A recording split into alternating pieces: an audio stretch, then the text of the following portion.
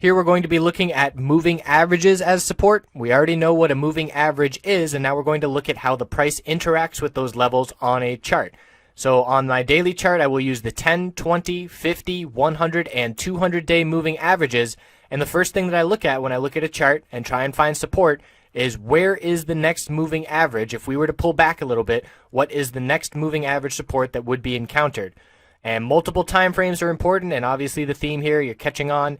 Multiple time frames, pretty much every aspect of trading is very important going forward, and it's just because it gives us more information and a more complete picture. If you're only looking at one time frame, you're really using tunnel vision and missing a lot of the story as to what has been going on and what we can expect in the future. History, as we just looked at, previous history can give us some indication of what to expect in the future as well. So if we see a price bouncing off of a key moving average support time and time again, we can anticipate it is more likely than not that it will continue to do so in the future.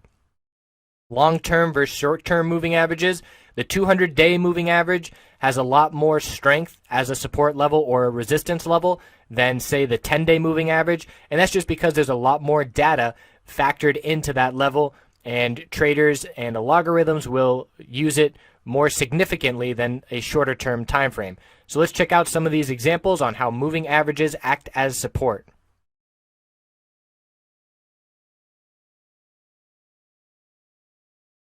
In this example, we're looking at BAC on the daily and weekly time frame, and this is the daily chart from June through August 2016. So we can see we are very clearly in an uptrend over the past 2 months. Higher lows and higher highs, strong move to the upside, and I'm looking at some consolidation going on now, a little bit of a pullback, and I'm wondering what is the first support level we're going to encounter in terms of moving averages. And it's right here, this orange line is the 10-day moving average, and I look back and see how has the price reacted to it in the past. And I can see that since we turned that level into support at the start of August, it has held 1, 2, 3, 4, 5 times, back testing that level as support, and seeing very strong continuation to the upside every time it does hold. So that gives me 2 bits of information. Number one, it tells me the first level of support to be looking at, 1563, and it also tells me that if we close the day below this 10-day moving average, that would be a red flag that further consolidation is coming and that we might be losing this very strong uptrend that we see occurring over the past month. So I have that 1563 level, and now I'm going to see if I can find any other support levels around that area by looking at multiple time frames. So I zoom out. Here's the weekly time frame, a little bit more information looking back at the past, but it does tell me that I have this 100-week moving average at 1544. So I could see that that's essentially 19 cents below the 10-day moving average, and it gives me a bit more confidence because I know that even if we do lose that 10-day moving average, we have that 100-week moving average, which is a much stronger support because there is a lot more data factored into this 100-week moving average support compared to the 10-day moving average. So we have not back tested this level yet. We broke out above it. And again, a back test is when you break a key resistance level or a key support level. In this instance, obviously, it's resistance. Look at the close here. We closed above the 50-week moving average resistance. The next week, we pulled back tested that level as support, it held, and then we continued to the upside. So that has not occurred yet for the 100-week moving average on the weekly time frame, but we would look for a similar scenario where we back test that level and it would hold as support. So that does give some more confidence knowing that it's almost a safety net after the 10-day moving average if that level were to break. So going into my game plan strategy, every single day that I'm watching BAC, I would update right after the bell rings, update this chart, look at what the new 10-day moving average is, and again, because it's only factoring in 10 days, it changes fairly rapidly each day from one to the next. And even throughout the day, it can change based on what the current price is. It can move a couple pennies, but if we update it at the open, that gives us enough of a general idea that we can see where that moving average will be that day, and we can base our game plan around it.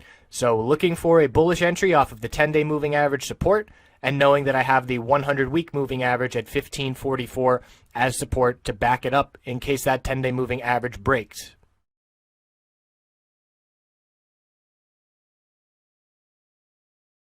Here is an example of a long-term moving average support that has held time and time again. This is XBI biotech sector, and we're looking at the year 2016 and this 200-week moving average, the red line here. And although we did lose it pretty much to start the year in February on the market dump, we quickly regained it, and from there we held it on back tests 3, 6, 7, 8, 9, 10 times. I actually recorded this video a month ago, and we had not tested it again here, and I had to come back and redo this video because it was another perfect example. Bouncing off that level after a big pullback, you think the bears are about to take over. We hold that trusty support that has held the previous 10 times it's been tested, and we saw pretty much a 20% gain in 2 weeks off of that level. So this is another scenario where you are well aware that this key support has held time and time again and provided really nice bullish entry opportunities, and you just keep it on watch. Check in every week, see where the price updates to, watch the price action as it approaches that level, and you can establish a game plan. I will enter off of the 200-week moving average support in a bullish position, and I will know to exit if we see a week close below the 200-week moving average, indicating that this uptrend has finally broken. So that is a viable plan going forward. And again, you don't have to be actively involved in a trade to be keeping an eye on it and establishing the game plan. I could just be checking in once every week, and maybe in 2 months this trade will approach me. And as a swing trader, if I can't be checking the market every day, this is exactly the kind of setup that I would be looking for.